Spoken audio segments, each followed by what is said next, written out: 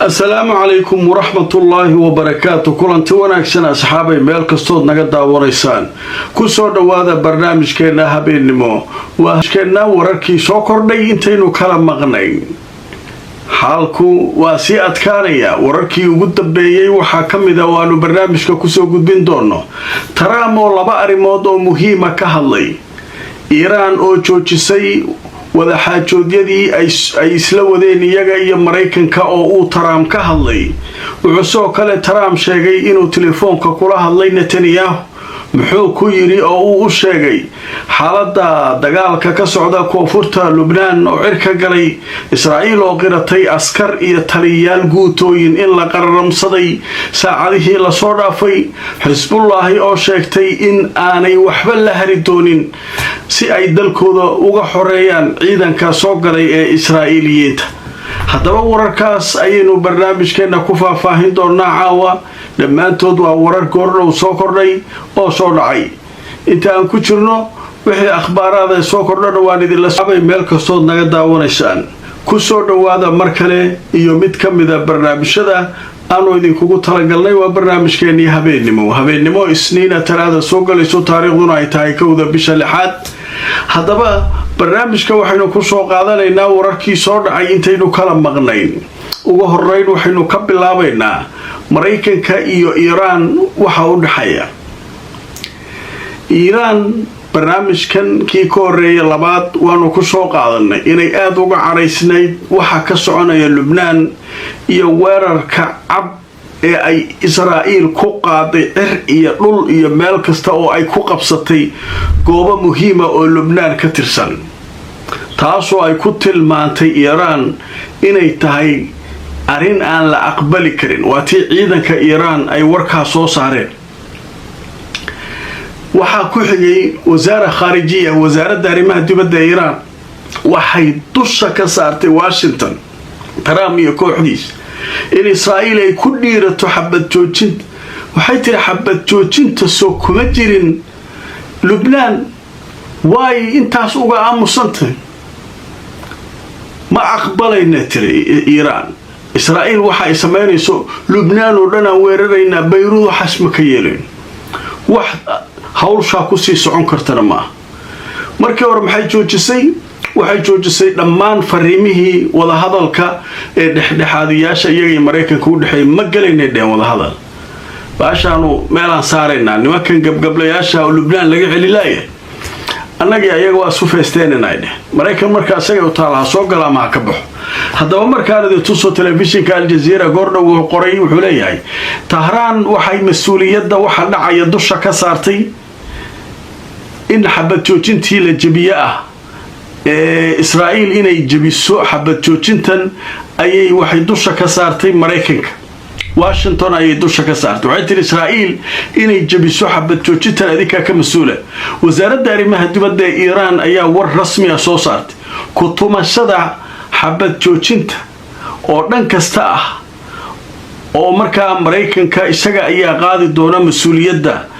waxa ay ku dhaqaaqayso Israa'iil oo ah ku tumasho cad oo ay ku tumanayso heshiisyadii hore loo gaaray ee xabad joojinta hadalku marka wuxuu ahaa luqad adag waay diblomaasiyadda sideedaba waxa jira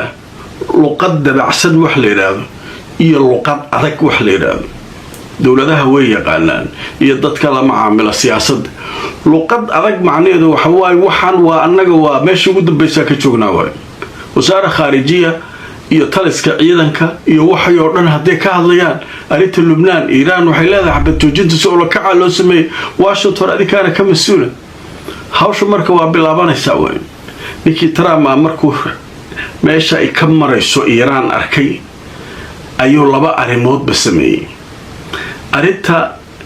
arinta ay hakisay wada xaajoodka uu ka hadlay arinta kalena si uu u qaboojiyo wuxuu leeyahay ninkii Netanyahu ahaan la hadlay oo isu diyaarinayay inuu weeraro Beirut ma weerari kartid oo weeraradaasi waxa kan haki waxaan sidoo kale la hadlay rag aad ugu dhow mas'uuliyiin Hezbollah iyaguna inay arrinka joojiyaan dhinacyaduba inay markaa xabad joojintii hirgeliyaan oo wixii la sameeyo ra'yul caamku qaldaya iiraaniyiintu rabaa inuu game la ciyaaro iiraan markuu arkay inay meeshii ugu xumayd ka marayso ayuu odaga hadalladaas soo tuuray ma ka aqbali doontaa marka iiraan mise waa hawl kale haddaba markaan idin tuso wararkii ugu horeeyay Trump wuxuu ka hadlay marka hore arinta ku saabsan xanibaada ay joojisay ama joojinta ay joojisay Iran wada hadaladii u socda iyaga iyo Washington haddaba Trump wuxuu ka hadlay ayaa la leeyahay arintaas oo Iran ay joojisay wuxuu leeyahay Trump wuxuu ka hadlay joojinta wada hadalada Tehran iyo Washington u dhaxeeyay NBC television-ka la leeyahay Mareykanka ayaa soo xigtay madaxweynaha Mareykanka Donald Trump oo ka hadlay joojinta wada hadalada Iran ay ku dhawaaqday oo ay la lahayd Washington aniga la ima ogeysiin ayuu yiri ka hor go'aankan waxaan habboon tahay in Iran ay sheegto inay hakisay isweydaarsiga fariimaha sababtoo ah way ka fiican yihiin gorgortanka marka loo eego dagaalka laakiin nama aysan wargelin tani macnaheedu ma aha ayuu yiri Trump inaan la bilaabi doonin inaan bambooyin ku tuurno Iran oo dhan laakiin waan sii wadi doonaa xayiraadda saaran Iran aad ayaan u hadalnay waxaana u malaynayaa in ay aamusnaantu ay aad u wanaagsan tahay waxayna socon kartaa muddo dheer cunaqabatayntu waa mid xoogan ayuu yiri hadda saaran Iran waana sugi karaa inta ay Iran rabto sababtoo ah waxay luminaysaa mar walba lacag aad u badan laakiin annagu mar walba wada xaajoodka ayaanu diyaar u nahay halkii dagaalka ayuu leeyahay ninka la yiraahdo Trump marka arintaas tacliiqa ay sameysay ama baalkii waxa ay joojisay xayiraadan ay tiri warqado dambe ma isku diraan Iran taasuu kaga jawaabay arinta marka Iran waxay kaloo ka caraysan tahay oo waxa ka dhay u joojisay wada hadaladii socday iyo warqado islaafsiga sababta ugu weyn ee u joojisay maxay waa sababta Lebanon waxa ka socda waa sababta Iran ay u sheegtay in aan la hooyan doonin hadii Lebanon lagu sii hayo saar oo baabal mandab barnaamijkii labaad ku soo qaatay dadka wadaawaday way daawan karaan barnaamijyadeedu inta badan way isku xirayeen akhbaaraad isla socdo waay 1 2 3 marka si aad xogaha oo dhameystiran u hesho marka inaad barnaamijyada nala socotaa wanaagsan marka barnaamijkaas marka baabal mandab xanibaadiisa ku jirta marka waxa soo dhan maxaa ka keena aritan marka Trump aritan marka uu ka hadlaya wuxuu rabaa inuu dajiyo Iiraaniyiinta haddaba markaan tuso wararkii ugu dambeeyay haddaba goordhow Trump wuxuu sheegay inuu hakiyay weerar lagu qaadi lahaa Beirut kadib markii uu la hadlay Netanyahu iyo Hezbollah labadaba markii uu la hadlay madaxweynaha Mareykanka Donald Trump ayaa sheegay inuu hakiyay weerar Israa'iil ay la damacsaneed inay ku qaado Beirut kadib markii uu telefoonka kula hadlay ra'iisul wasaaraha Israa'iil Benjamin Netanyahu soo kale wuxuu sheegay in Hezbollahida Lebanon iyaguna uu la hadlay isagoo u sii maray rag sare oo markaa isku xareeyay isaga iyo Hezbollah haddaba waxa la sheegayaa in hadda ra'iisul wasaaraha Israa'iil uu hakiyay weerarkii uu doonayay inuu ku qaado Beirut way marka maxaa leeyahay ana hakiyule labada dhinac marka inay xabad joojinta ilaaliyaan dhanka kale waxa leeyahay gudoomiyaha baarlamaanka Lebanon oo dhanka Hezbollah ka soo jeeda ayaa wuxuu la hadlaa leeyahay madaxweynaha Lebanon iyo safiirka Mareykanka iyo wuxuu u sheegay in Hezbollah dhankoodu aysan wax dhiba qabin oo xabad joojinta ay ogoliyeen laakiin Israa'iil inay ka baxdo dhulkan meeshii ay soo gashay dhulkeena nooga baxdo annaga xabad kuma ridayno haday halka tagaan laakiin intay halka joogaan jugta iska gelinayna marka sheekadu marka waxay noqotay game aad u culus sheekadii Lebanon marka way soo kululaatay Iranna waxay cadeysay inay dhab ka tahay inay sii socdaan aysan aqbali karin waxa Trump soo kiciyay Netanyahu la hadlay weerar ku qaadi lahaa halkan saan way u leeyahay wuxuu og yahay Iran meesha ka marayso luqadda ay ku hadasho lagu tilmaamay luqadda diblomaasiyadda ee adag ee Iran ku hadlaysa macnaheedu waxa xilli kasta ay Iran gantaal bilaabi kartaa marka sheekadu halkaasi aad iyo aad ay uga kulushaa leeyahay xaalkuna aad uu sii kululaanaya marba marka ka dambaysa waaye marka maxaa kaloo soo kordhay dagaal aad u qaraara ka socda dhanka koonfurta Lubnaan nimankii Xisbullah way dagaalamayaan daroonis hadhihin gantaal hadhihin meel kasta oo askartu ay ku jireen yahuudi amar inta la soo siiyay sikada dhul qabsada maxay dhul qabsanayaan marka dhulkii waaba nimankan waxay sugayeen Xisbullahida iyo in nimankan dhulka ay soo aadaan dagaal la iska garaacaya dagaalka socdo waa yaabisa Xisbullah waxay sheeganaysaa in meelo badan oo ay ku jireen askartu ay baabi'iyeen waliba meel isbitaal oo dhaawacyadooda la sii geynayay inay dukum daakum ka dhigeen iyo wixii ku jiray laakiin Israa'iil ma sheeganaysaa arkamay hadaba aan tuso wararkii ugu dambeeyay Israa'iil waxay qiratay inuu dhintay nin dhaqtara oo military ah oo weyn oo ciidanka daweynayay waxay soo kala sheegtay inuu si xun u dhaawacmay nin ahaa taliyaha guuto ka dagaalamayay koonfurta Lubnaan intaasay ku soo koobay warka dhakhtar weyn oo macnaha dhaqaatiirtii militariga dadka daaweynayay khalaas waa ku daay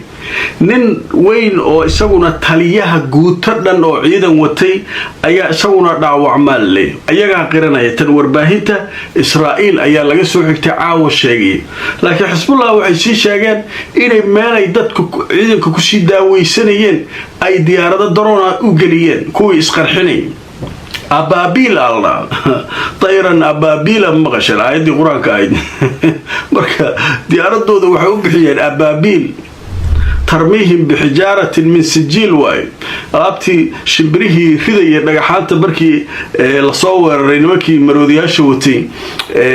كعبضة oo maartay ilaahay uu soo diray oo markaa shimbirka afka uu ka riday diyaaradaha barka alaabtaas oo kala magacooda loo bixiyay shibraas waxa loo bixiyay ababil marka waa arki doonaa wixii akhbaarada ee soo kordha barnaamijka inta ku jirnay wixii warar ee soo dhacay ayaanu eegaynaa xayisi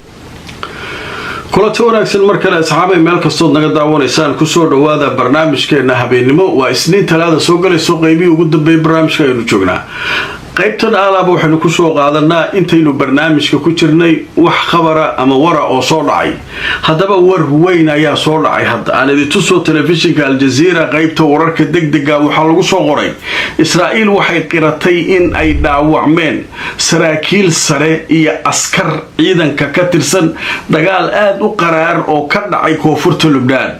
hadaba ciidanka Israa'iil ayaa warkan caawa sii daayay waxay sheegeen 4 kamida saraakiishooda sare iyo 3 kamida ciidanka inay ku dhaawacmeen